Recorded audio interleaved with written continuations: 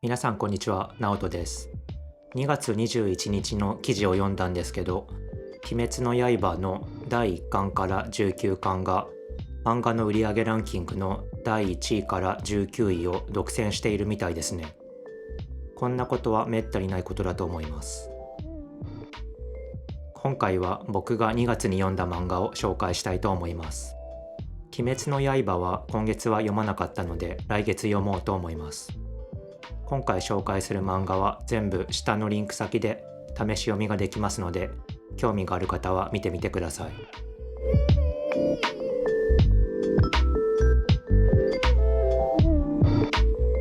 一つ目は梅津和夫さんの赤ん坊少女です。梅津和夫さんは日本ではとても有名でいろいろなジャンルの漫画を描いているんですが、主にホラー漫画家として知られていると思います。この赤ん坊少女もホラー漫画で1967年に書かれています。少女漫画雑誌少女フレンドで連載していました。実は僕は今まで梅津和夫さんの漫画を読んだことがなくて、この赤ん坊少女が初めての梅津さんの作品になりました。赤ん坊少女は主人公陽子が今まで会ったことがなかった両親と一緒に住み始めるところから話が始まって、徐々にその家に潜む闇が描かれていきます。人間の不平等さや女性の嫉妬が描かれていて、読み終わった後は何とも言えない暗い気持ちになったんですが、こういう作品こそ少女漫画雑誌向けホラーと言えると思います。梅津さんの絵の独特な不気味さは今の漫画ではなかなか味わえないと思うので、ホラー好きの方はぜひ読んでみてください。次は黒田伊王さんのナスです。これは僕の好きなポッドキャスト、ポップライフザポッドキャストで知りました。SF や時代劇、スポーツなど様々なジャンルの短編集なんですが、すべての話にナスが出てきます。なぜナスを選んだかは黒田さん本人も覚えていないそうです。話によっては筆を使って描いているので、いろいろな画風を楽しめました。そして何気ない一瞬を見開きのコマにしているので、その瞬間こそがキャラクターたちにとってかけがえのないものなんだということを気づかせてくれました。そんな解釈ができたのはこの漫画が初めてです。宮崎駿さんも絶賛した自転車ロードレースの話、アンダルシアの夏という話もこのナスに入っているんですが、めちゃめちゃかっこよくて興奮しました。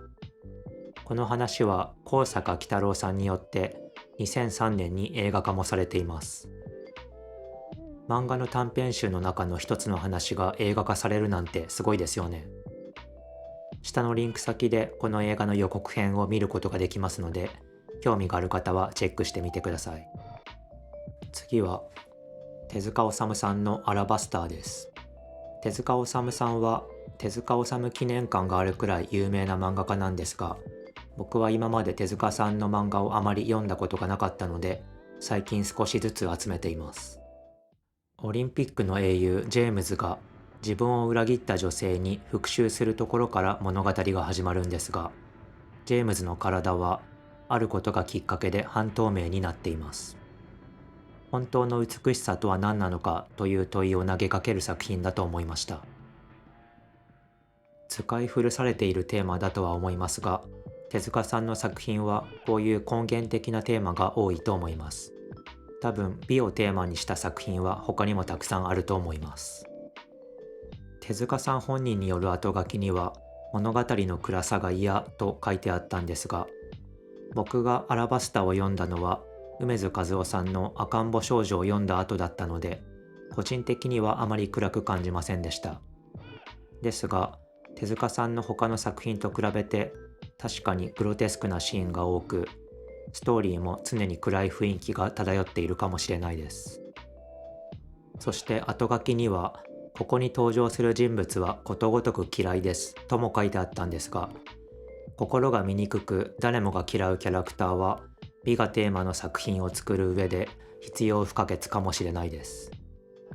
様々なキャラクターの様々な価値観を混在させることで、私たちが住む現実の世界をよりリアルに、より残酷に描き出していると思います。差別的なシーンやセリフが苦手な方は試し読みは控えてください。今回は少し古い漫画ばかりでしたが、来月はもっと新しい最近の漫画も紹介したいと思います。この動画のスクリプトと単語リストも下のリンク先で見ることができますので、ぜひ見てみてください。ではまた次回お会いしましょう。じゃあねー。